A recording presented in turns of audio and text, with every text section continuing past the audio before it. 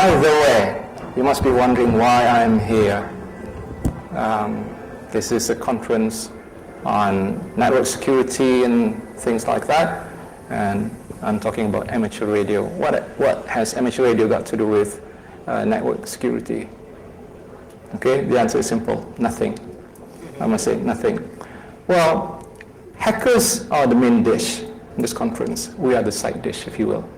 All right, so I hope you'll be entertained with our presentation. Now, by the way, how many of you are ham radio operator? If I could see some hands. 1, 2, any more? No? All right. How many of you personally know a ham radio operator? 1, 2, okay, 3. Okay, good. All right, for those of you who are not ham radio operator or who do not know anyone who is a ham radio operator, let me ask you this question. Let's say you're driving down the road and suddenly someone hit you from the back. What would you do? Naturally, you would go out, you would pull over, stop, and go out of your car and see what damages has been done, right? And perhaps confront the other driver. Naturally, that's what people do. Okay? Let me tell you a story. Not long ago, I think it was earlier this year or late last year, a lady driver was driving towards her son's babysitter's house. Okay? Not far from her babysitter's house, a car came from the back and bang. So, like I said just now, she pulled over, stopped, checked her car, and then confronted the driver, not realizing that there was another man in the car who quietly got into her car and drove away. The driver also got into his car and drove away. What happened to the lady? So she was left all alone, screaming, panic and whatnot. But finally, she came to her senses and made a phone call to her husband. So upon hearing the news, her husband almost fainted. Luckily, at his office, there was a ham radio operator. So his name is Lokman, and the call sign is 9W2LRT. Asked what happened. He described the incident, and then he said, let's see, what can I do? What we can do. All he did was make a simple call to a friend who was monitoring, and then the friend announced on the frequency, any monitoring station, mobile, at home, or wherever, please take note. A car with a baby sleeping inside has just been hijacked. The incident happened between 7 and 7:30 a.m. Okay? And the announcement was picked up by a taxi driver who was also a ham radio operator. Okay? Guess what? Between 8 and 8:30, they were at the police station about to make police report. How long will it take to make a police report? An hour, maybe, 2. 8:30, the boy was found at Kajang train station. Okay, see how fast that is? So that's number one. Number two, the police, that was on Friday actually, the incident happened on Friday. The police later found the car driven by I wouldn't say this. There were 4 people in the car. Okay, so the police stopped the car at about 2:30 p.m. after Friday prayers, if you will, and got the car back. Okay, on the same day. So if you don't know a ham radio operator, I think you better get to know one. All right, let's get on with my presentation.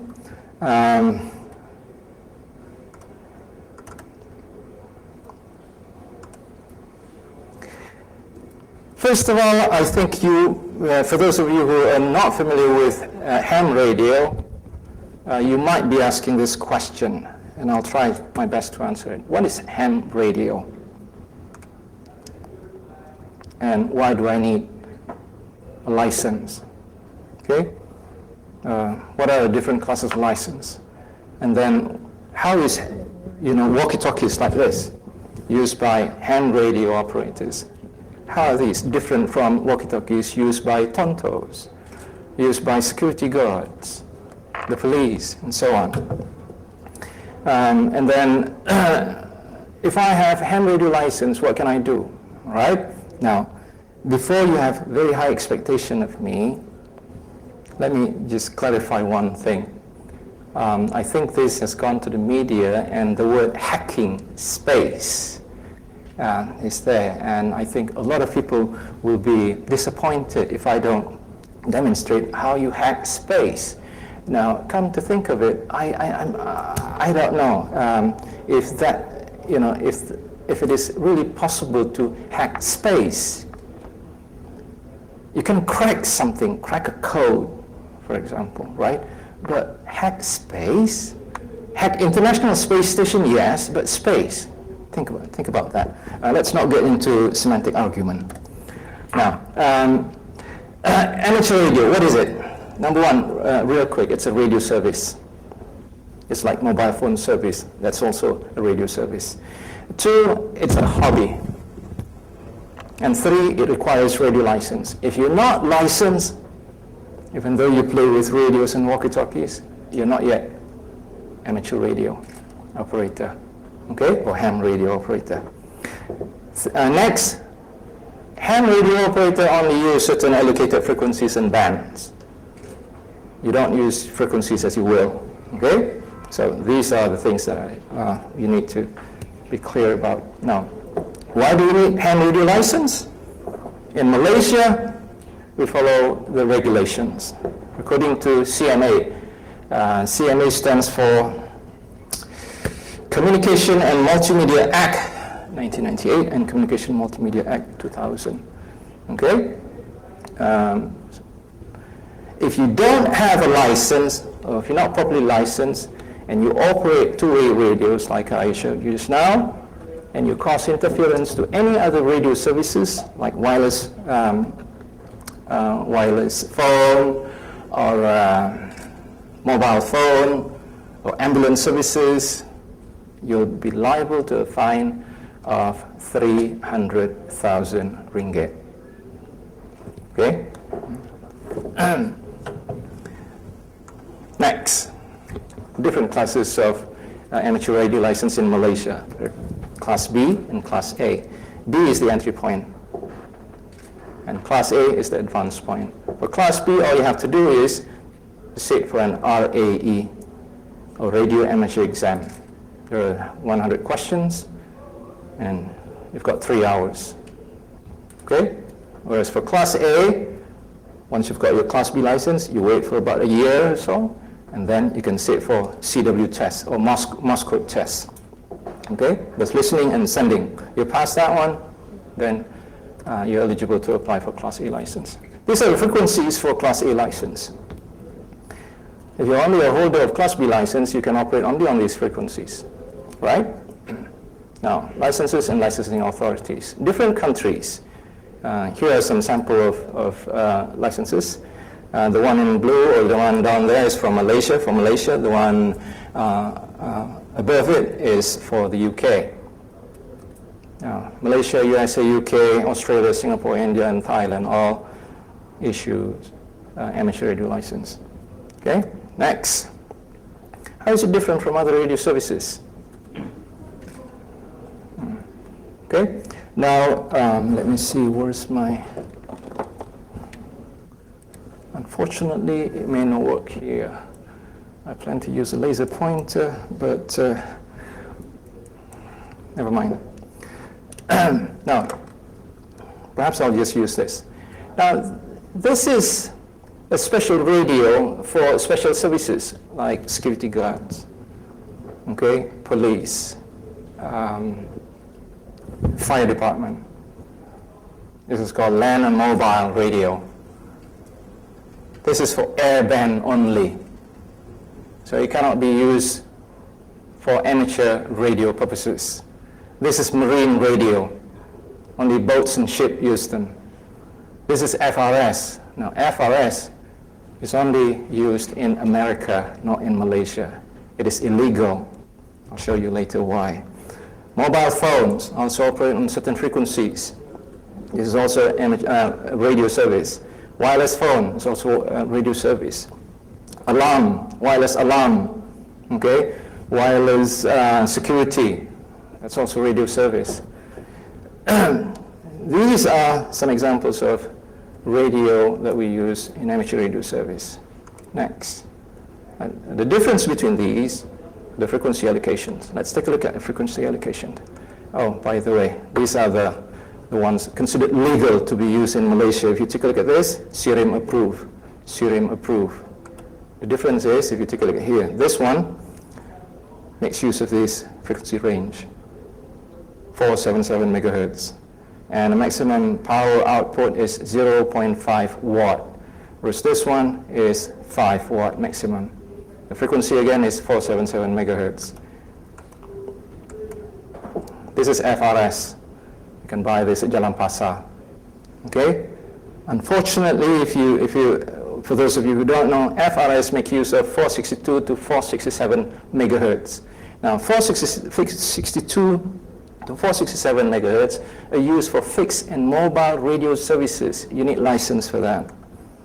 Whereas this one here, down there, is license free. In the US, if you use in the USA, for FRS, it's license free. For GMRS, you need license. Okay? What can I do as a license hand? These are some of the things. Also here, you can carry two radios like this wherever you go. Okay? You don't need to feel, afraid of being stopped by the police and whatnot. You can take part in field days, contests and training. You can communicate with the ISS. I think this is where the communication between us and the organizer happened. When we said communicate, they thought we wanted to hack the ISS. Anyway, voice. I think most of you here are familiar with this one. Oh boy. Tell you what. We'll come to that later. You can also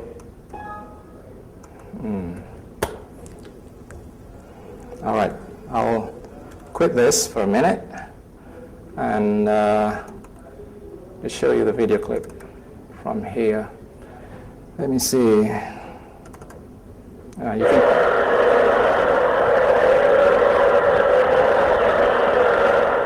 So this is a recording of a conversation between some students in Malaysia and our cosmonaut or astronaut.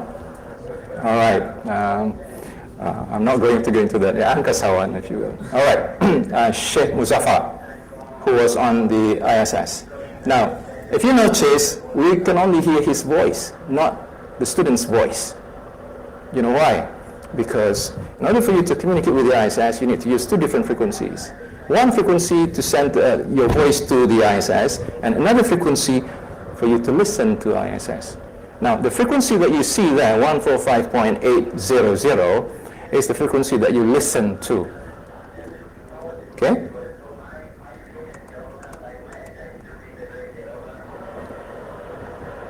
All right, I think we can stop this. At least you've got an idea.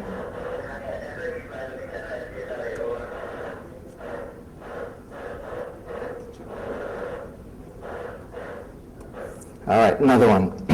We can also receive pictures and send pictures to the ISS. All right, here's the example. Let me see, F911. Oops, not that one.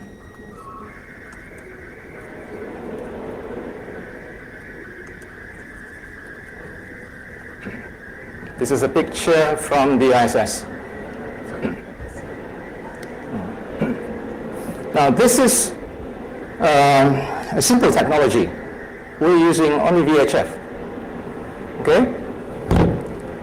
And This is called SSTV, slow scan TV.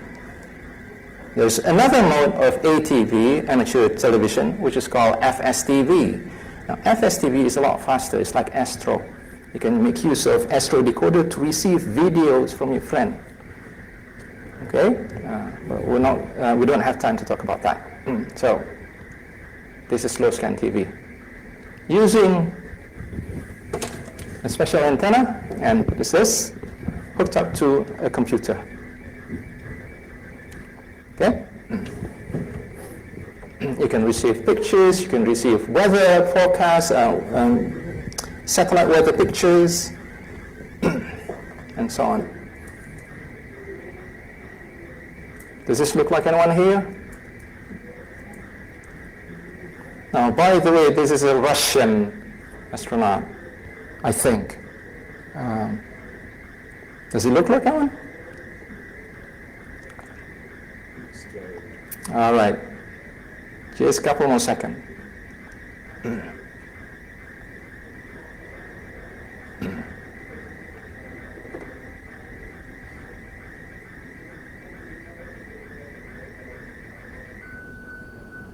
All right. Take a look at the bottom. RSOISS. So RS stands for Russian. If it had been an American astronaut, it would have been NSS. Okay, NS for the United States, or the call sign used by the United States astronauts. Let me see. Let's get back to. My goodness.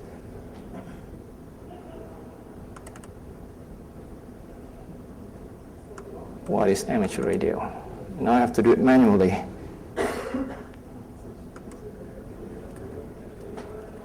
Okay, where are we?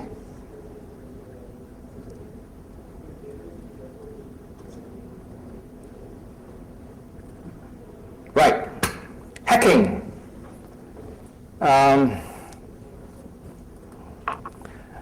I think this was where the miscommunication happened. When we said we could access the ISS BBS, okay, bulletin board system. So perhaps someone misunderstood us and thought, you mean hacking? This is it. If you take a look at the first couple of lines, I'm not sure if you can read this. Here, you will notice 9W2RUT. 9W2RUT. It says International Space Station, BBS, APRS. This is using a very simple technology. We've got this on display outside, APRS. We've got a simple LCD display connected to a little gadget, and then connected to a walkie-talkie, like the one I showed you here. And then you can receive text messages. Okay? If you hook it up to a keyboard, you can send text messages to the ISS. This is what it looks like. Okay? Using APRS. APRS, by the way, stands for Automatic Packet Reporting System. And we can use APRS to track vehicles. I'll show you in a minute. Satellite hacking, please. Right, I mentioned this a couple of times. 1,000 apologies. Number one, our team from JP couldn't make it. For this, we need a very specialized antenna that can track the satellite every second of it. Okay? If we were to do it, we have to go outside and do it manually, track the satellite manually. I'll show you, I've got a video clip of that. 2, time constraint. The ISS make about 13 satellite passes over Malaysia a day. Okay? 4 to 5 p.m. is bad time. It's either already past Malaysia or hasn't reached Malaysia. Right? Next, wrong time.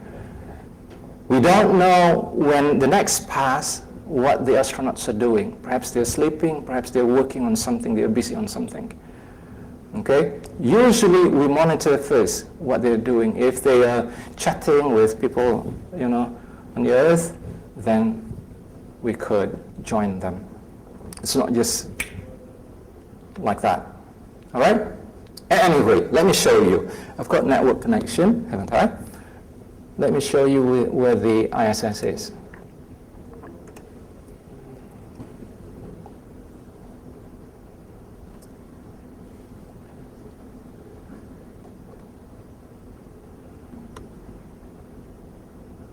How many of you have visited this site? That's where we are, and that's where the ISS is. Around Colombia, in the space of, Venezuela. That's where the ISS is right now. So we're not in the footprint of ISS. The footprint is about what, 50 miles? 100 miles? Any idea? Yeah, horizon to horizon.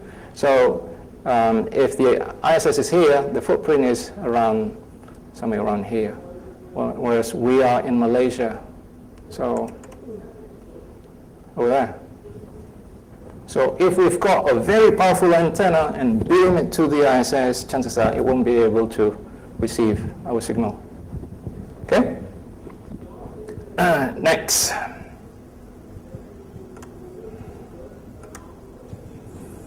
You can also participate in emergency and disaster relief operations like this. This one is in Bukit Antarabangsa. We'll talk about that later. You can go to other countries. This is my license in the UK. So if I go to UK, my call sign would be Mike 0 Golf Juliet Echo. M0GJE, and I won't be using 9W2STT. Okay?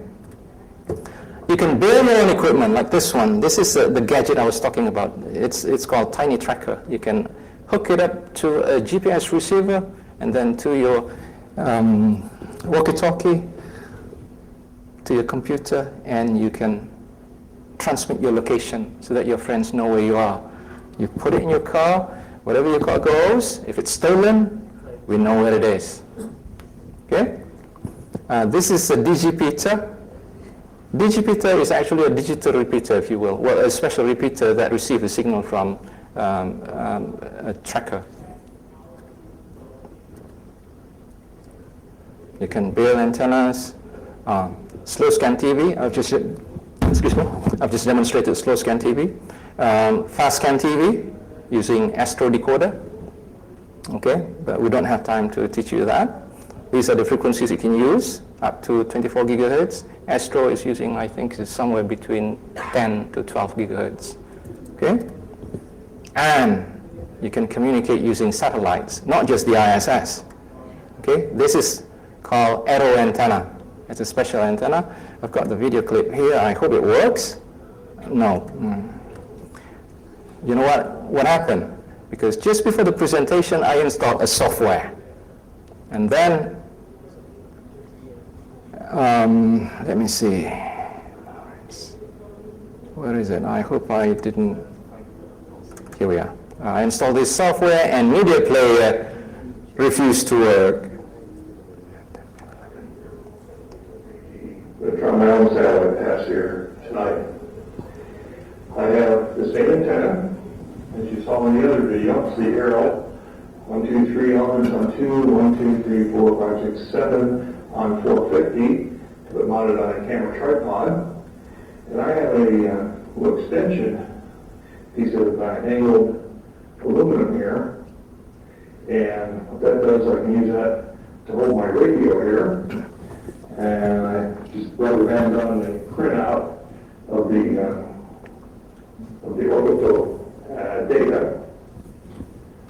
All right, I'm going to skip this. Free, you can download this off the web. Here's AL51 coming up west of South America. There it is.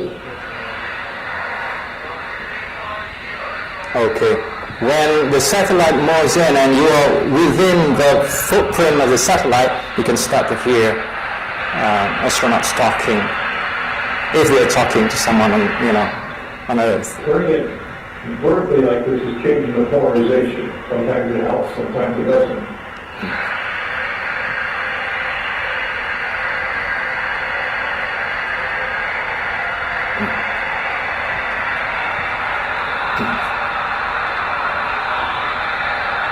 Notice how he moves.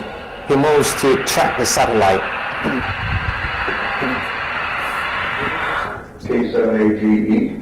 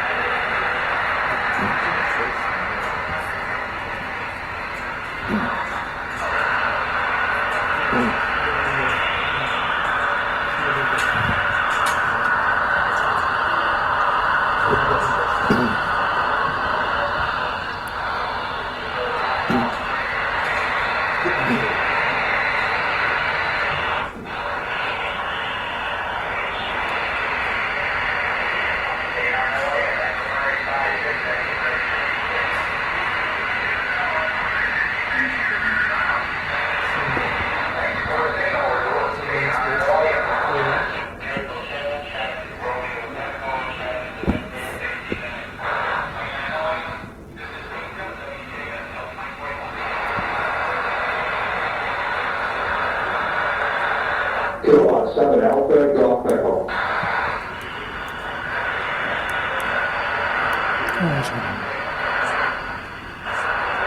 Kilowatt 7 Alpha, Golf Echo.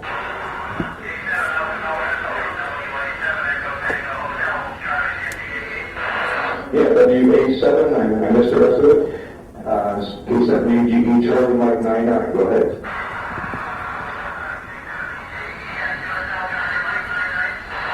QSL, what's in your call and grid, please?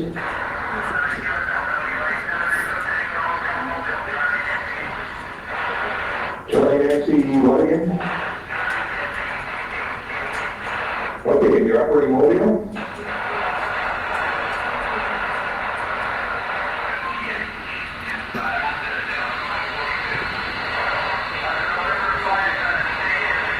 Yeah, one.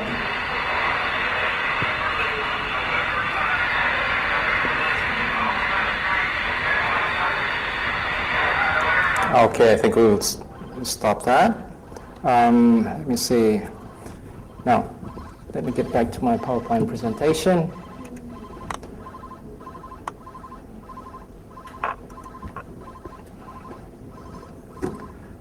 You can use radios for your hobbies. You can link radios over the internet. For example, you can use the IRLP, Internet Relay, what's it? Internet Relay Linking Project. Yeah. If you're using Linux PC, and if you've got Windows PC, you can use Echolink, like this. We'll demonstrate that later. Next, you can build and maintain repeaters, like these guys here. And repeaters are usually on top of hills, and this is what it looks like from the top of that building. And you can use APRS to track vehicles. So if you notice, 9M2RS here has been traveling from this point all the way to this point, right? And you can also use APRS to see how fast your friend was going. Notice that, 126 kilometers per hour. Okay, I'm not sure if this is a 90 kilometer zone or a 110 kilometer zone. I think police would be interested in this. The minimum system requirement for that one, for vehicle tracker, is this. Okay, this is the gadget I was talking about that you can build yourself. Okay, we've got this outside. And the radio, this one, costs about 500 ringgit. This one is a bit expensive. This is a GPS receiver, and it costs about 200 to 250 ringgit. I'm not sure if it's in the US. Maybe it's cheaper. By the way, you can also hack messages in digital code, digital mode. Right? So what message do you hear in this clip? Ada again. Let me see.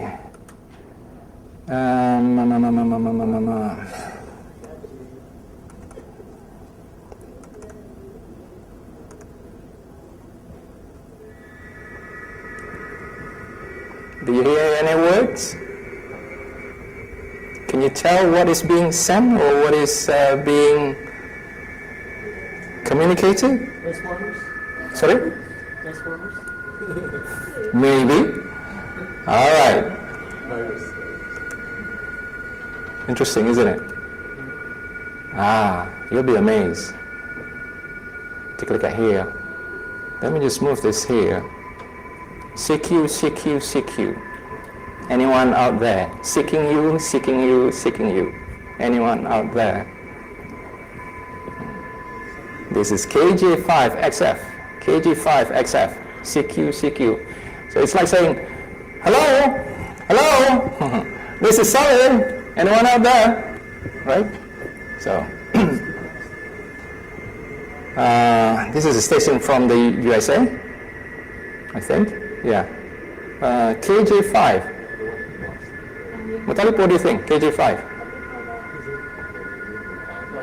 N3TDE, I think this is from. I'm not sure about the call sign.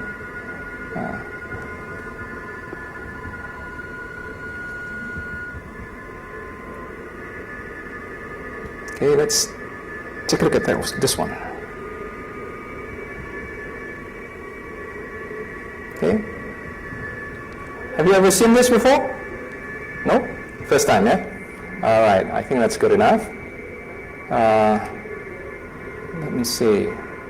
You can, let me just stop that noise.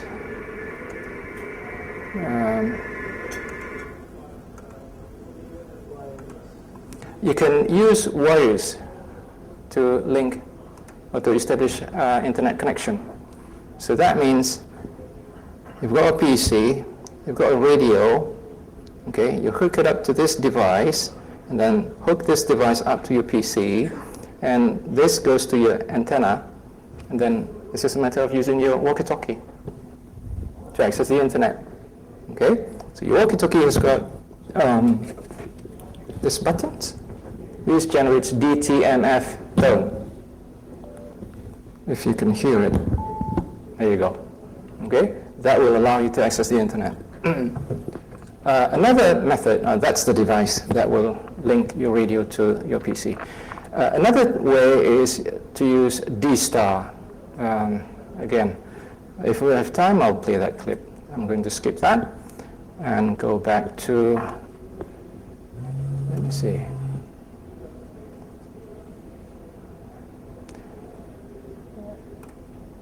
Now, amateur radio and disaster. Contribution to the country.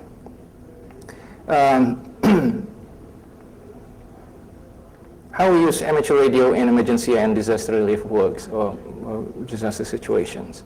Now, first of all, let's compared to USA or China, our natural disasters basically flood, landslide, mudslide, tropical storms.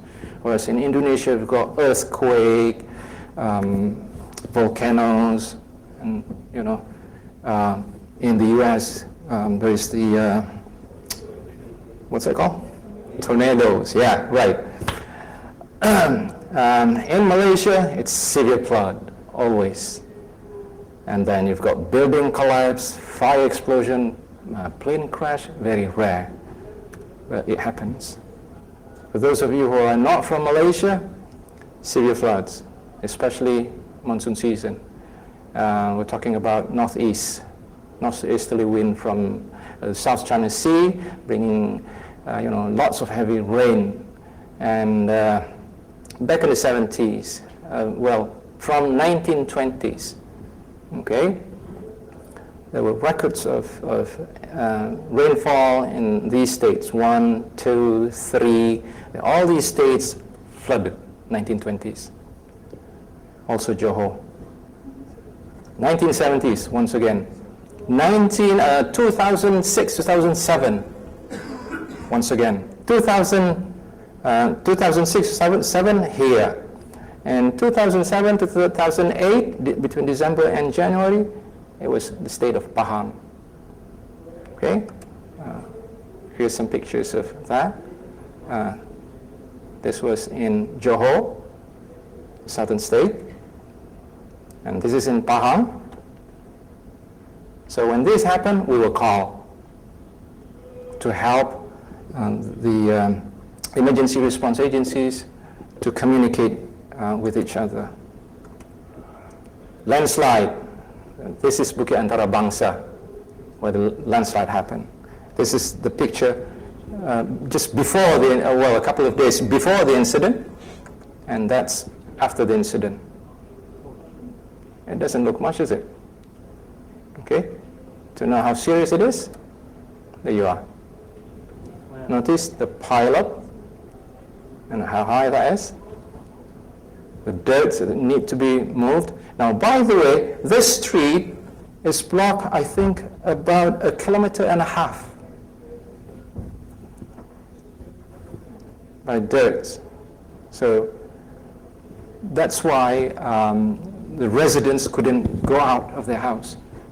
They couldn't drive their cars out of the house. So the residents on the other side and on these sides were all trapped. They could walk out, but they couldn't drive. That's why most of the residents stayed or remained there, because they were afraid of the security of their belongings. Okay? Next. Radio equipment that we use there. Some of the houses. Now, by the way, this house here was actually somewhere else before the landslide. Okay? Yeah. After the landslides, well, the landslide actually brought the house there. Next. Okay, the ambulance on standby.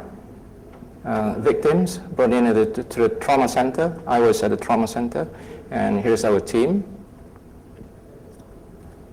Now, when we were there, you might be wondering why we were there in the first place. When we were there, we didn't do any rescuing, we didn't do any CPR. All we did was use radio to communicate.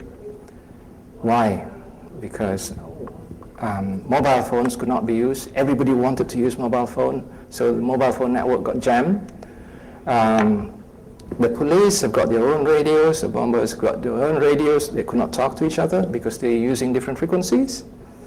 And then people from the Ministry of Health, doctors and whatnot, they've got their own walkie-talkies. However, there was no coverage. The word used was coverage. I remember the medical commander asked me, "Sally, does your radio have coverage here?" I said, "Yes, virtually anywhere." Okay, so that's why we were there. They wanted 5 stations at the trauma center, at the forward base, at the temporary shelter, 1 mobile following the commander and the doctors, okay, and 1 at the fire and rescue department. And then lost mountain climber. What happened was a group of mountain climbers went up to Gunung Yongyak. This is in the north, in Kelantan, in the state of Kelantan, between Kelantan and Perak. 14 went up, 13 came down. No one realized, or no one knew what happened to the other guy until they got back to the foot of the hill, And then we mounted a rescue team. These are the police air wing. This is our coordinator, the radio equipment that we use there to help everyone. You remember a building collapse in PJ? Again, we were there. We were called. Recently, 2 jungle trekkers went to Semanye and Broga forest, if you will. Okay? One came out, the other one didn't know what happened. So the person who got out filed a police report. We mounted a search and rescue. We were called in again to assist with communication. Because when we send search and rescue team, we need to know where they are. Okay? We need to know that they're going or moving in the right direction that we want them to. Well, not us, the commander of the search and rescue. So they haven't got the communication capabilities. They call us. These are some of the pictures. Right. Do you use the APRS in this? Not in this operation, not this one. We're using radio technologies, APRS, and whatnot, based on our experience. What we'll try to do, how we're different from other amateur radio clubs. We, using our experiences, we try to set up a system that will work, in emergency situation, like APRS. How do we apply that in emergency situation? So, for example, in the case of Bukit Antarabangsa landslide, now we didn't have experience then. Now we know. At the temporary shelter, we need to know how many patients arrive, how many patients have been airlifted to a nearby hospital, how many patients need special care, like they've got stroke, the stroke patient or patient with kidney problem and whatnot. Now, using APRS, that data will be available automatically once they're keyed in by our friends over there, right? So we don't need to radio all the time making noise. Next. I've got about 12 minutes.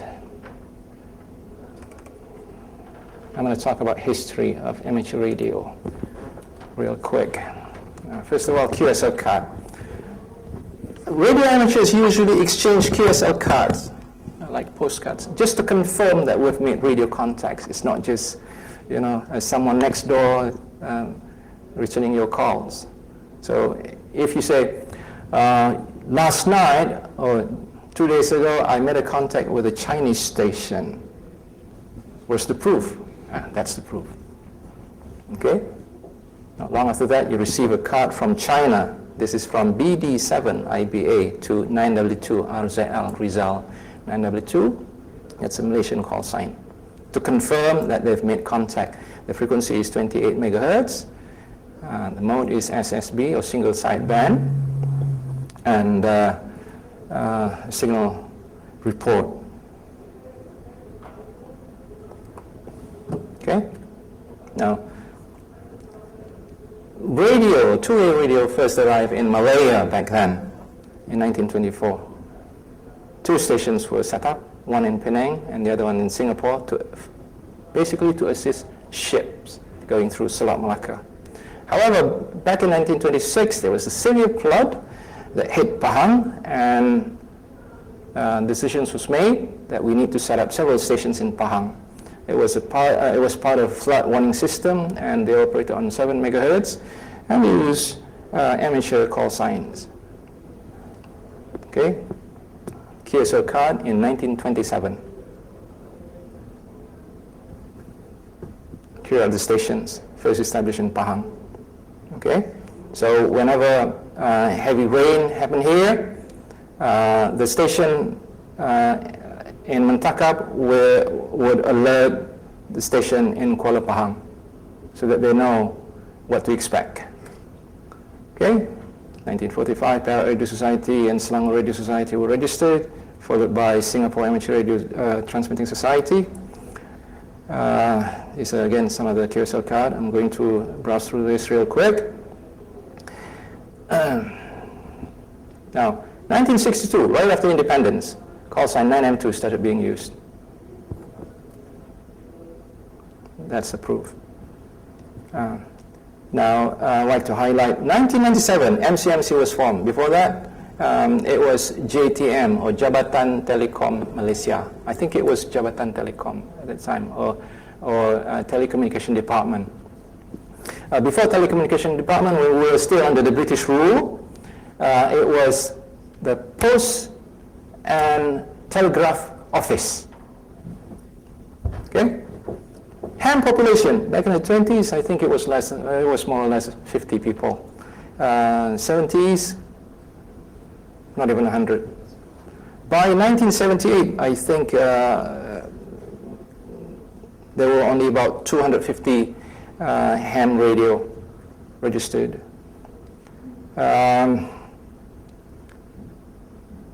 2001, first RAE. Back in 1997, the population was about 1,000. The first Class B license was issued. Before that, there were no Class B holders. All were Class A holders, and the test was difficult. It was not like today. Okay? After you pass your Morse code test, you wait for about 1 year before you can apply for your license. Back then. Okay? Between 1998 and 2000, there were no RAE because MCMC just took over from Jabatan Telekom Malaysia.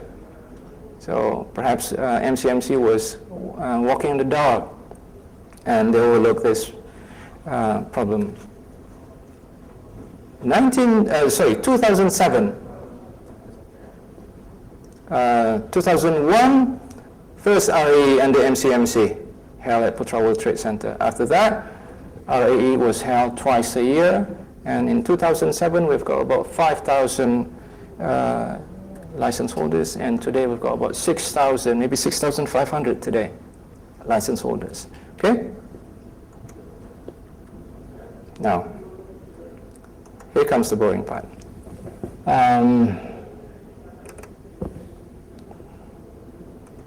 I've got about 7 minutes left. Localized amateur radio slang. First of all, development of slang. If you're in the military, if you're in computer business, chances are you'll be using some slang. In computer business, you know high resolution, low resolution. So when you hear someone say, "I'm in low res mode today," you know what that means? I don't feel very good. Whereas I'm in high res mode, bright and sparkling, right? Now, usually, slangs are used to show group membership, sense of identity or belonging to that particular group. However, when slangs usually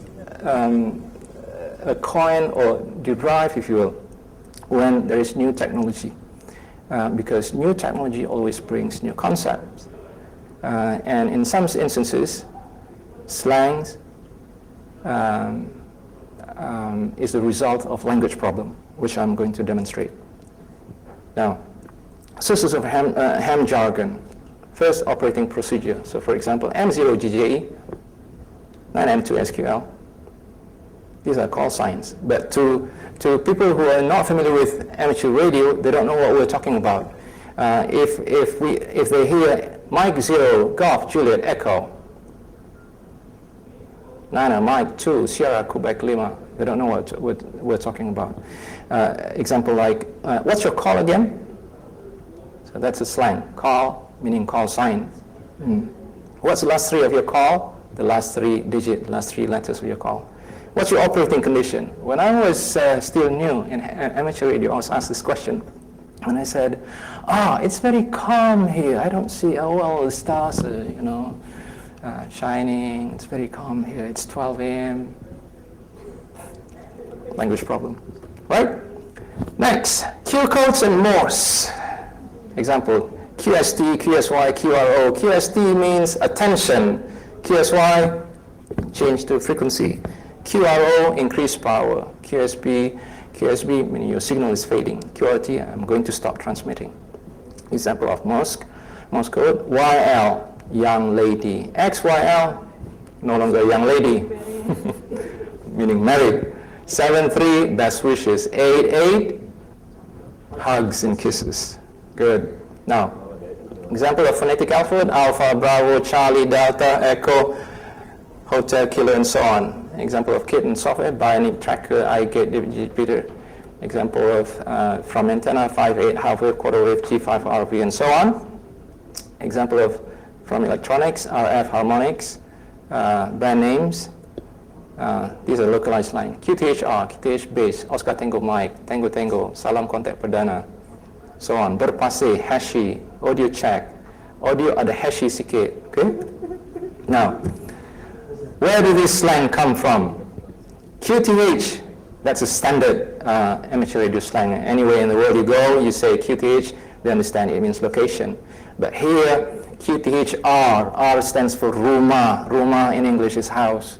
So QTHR, that means where's the location of your house?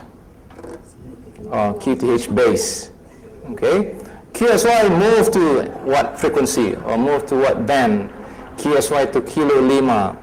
Kilo Lima from KL or Kuala Lumpur. Okay, so if you go to America and you talk to another ham and you say, I'm going to QSY to Kilo Lima in the next 48 hours. They don't know what the hell you're talking about. Okay, next, fundamental and harmonics are usually used to frequency or unwanted frequencies. But fundamental here is used to mean mom and dad. Sorry, this is not supposed to be fundamental, it's supposed to be harmonics. Harmonics to refer to children. Okay? Transmit is another local slang. A transmit is the word used in amateur radio service all over the world. Here, we don't have the equivalent of transmit, unfortunately, in Bahasa Melayu or in Malay. The closest is menembak, to shoot. So saya menembak ke repeater. So I'm shooting at the repeater with 5 whiskey. Chances are, if you say something like this, someone would respond with, oh boy, you're going to destroy that repeater. Okay? Sayap, wing, especially if you just passed your license, then he just got his Class A license. Dia dah dapat sayap lebar, for example. If you work on different frequencies, terbang. Dia dah boleh terbang jauh. He can now work on different frequencies or different bands. Okay? Standard amateur radio slang, receive you 5 and 9. Local amateurs would say something like this. Well, not all, some do. Terimain anda 59. Okay, terimain is actually a colloquial Indonesian. It's from Bahasa Gaul. Okay, it's not even standard Bahasa Indonesia. In English, in American English amateur slang, ham slang, Jalopy, I think is the right spelling. It's jalopy, to mean car. Here, now this is where language proficiency problem comes in. People don't necessarily understand where that word comes from. They don't even know how it is spelled. When you use radio, all that you know is what you hear. So if you hear jalopy, chances are, what was that, charity? Jalopy? Right? So that's what happened. Salt mine, office or where you work. You hear here in Malaysia, chop mine, okay? Shop mine. Right. So to summarize, I've got 1 minute and 27 seconds to go. Slang shows social group membership, and different sources of ham slang include electronics, electricity, brand names, and so on. Localized ham slangs are unique. They show the results of language proficiency and results of linguistic creativity, and also borrowings like from Indonesian language. All right? Any question? Yes. How far did the radio technology has gone? How far? With the innovation, do you have like a waterproof or because if you're using an amp on a radio, you need a long-lasting batteries, right? Yeah. So basically, how long will it last? Right. When you're on a Mobile phone. How long does your mobile phone battery last? 2 days. 2 days. This one 1 week. If you don't use it. 24 hours. On standby, on receive, only 1 week. If you transmit, the more you transmit, well, chances are maybe a day. So in image, and then we've got different settings. The maximum setting is 5 watt. That's the, the most, the maximum power you can transmit. The minimum power is 0.5 watt. With 0.5 watt, you can prolong your battery. If you transmit, when you're talking to your friend over there, and you use 5 watt, chances are your battery will not last that even 3 days. No waterproof yet. Yes, there is. I can only say some brand names and model, like Yaesu VX7R, Yaesu V8, VX8R, and then ICOM 92AD, 3 feet for 32 minutes. No harm done. Yeah. Any other question? Yes? How to join the club? And how about the cost? All right. You get Now, in order for you to be an amateur radio operator, you don't need to join any club. All you have to do is just study, sit for the exam, get a license, and you can operate. But it's a good idea to join a club so that you can share knowledge with other people. I'm from MARES. There are other amateur radio clubs in the country. For MARES, joining fee is 60 ringgit, and annual membership is 30 ringgit.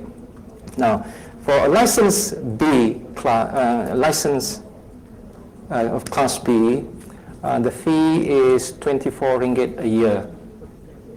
So it's not expensive. That's up to you. If you want to buy basic walkie-talkie like this cost me about 500 ringgit. If you want to buy Yaesu VX8R that you can drop the water for half an hour, that one would cost you 1,800 ringgit. Okay?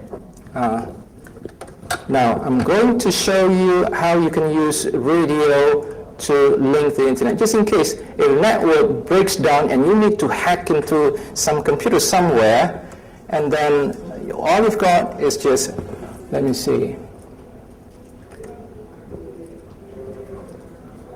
All you've got is just your radio and some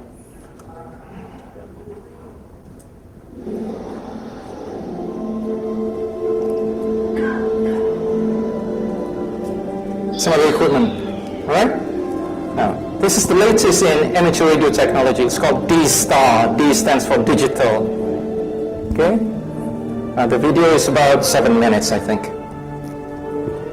It was in 1901, more than a century ago, that Marconi succeeded in the world's first transatlantic radio telegraph communications. Even after that historic experiment, it has been radio amateurs that have been pioneering advance in radio communications.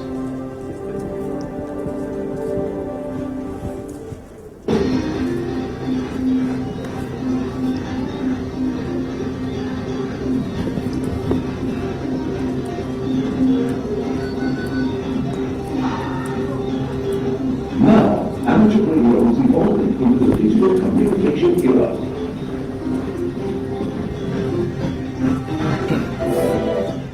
Digital Smart Technology for Amateur Radio, or D-Star, is a digitalized network amateur radio system that has been promoted by the Japan Amateur Radio League. It was born in Japan and started to expand worldwide. We are again opening the door to a new world.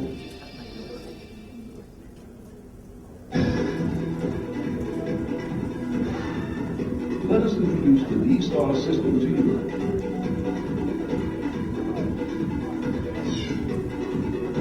D-Star allows simplex communication as well as communication with a repeater as with analog amateur radio. D-Star's most outstanding feature is the system optimization for the internet. Yes, D-Star allows you to access the internet.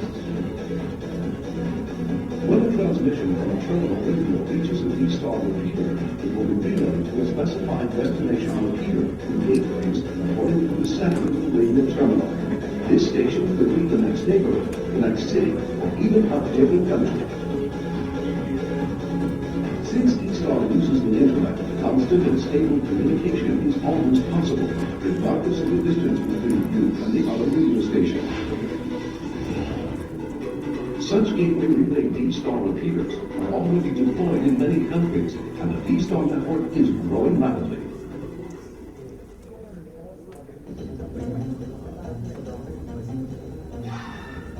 Now let us talk about the fantastic futuristic features of D-Star. As mentioned, the Internet Gateway feature allows you to talk to stations virtually anywhere. The only requirements are a D-Star compatible radio, conventional antenna system, and the repeater equipment. Enjoy casual, local, or worldwide communications anytime. The crystal clear voice quality of the digital modulation is also the other attraction of D-Star. Even distant overseas stations sound as if they are right next door. There is no annoying noise as with analog FM that infringes on the communication range. In addition to the voice communications with the digital voice mode, serial text data can be sent simultaneously as slow data traffic. The data-dedicated digital data mode enables Ethernet-compatible 128 kbps data communication.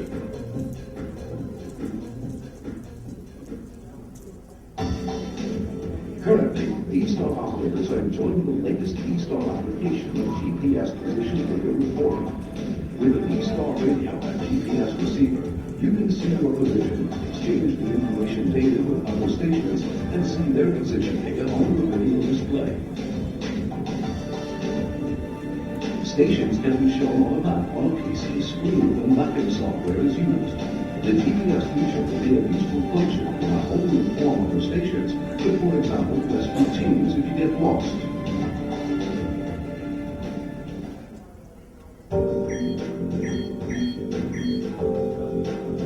The fast digital mode is compatible with the Internet Protocol. Therefore, many current applications like web browsing and email can be used with D-Star.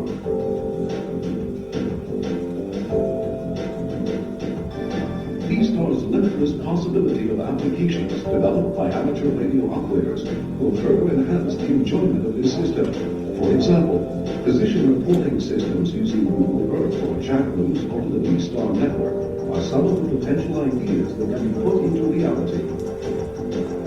As the IP1 operates in the 1.2 GHz band with digital voice mode and fast data mode.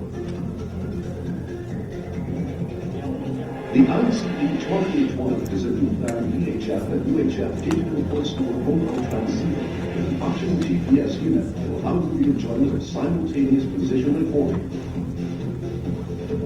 The ICE-92D is a rubber submergible dual-band multifunction handheld transceiver.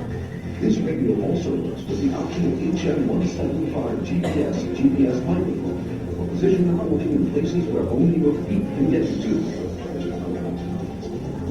There are more D-Star compatible radios, such as the top-handy ICE-82 and the take anything and still keep going IC-2200H. An ample selection of radios to suit anyone's D-Star lifestyle.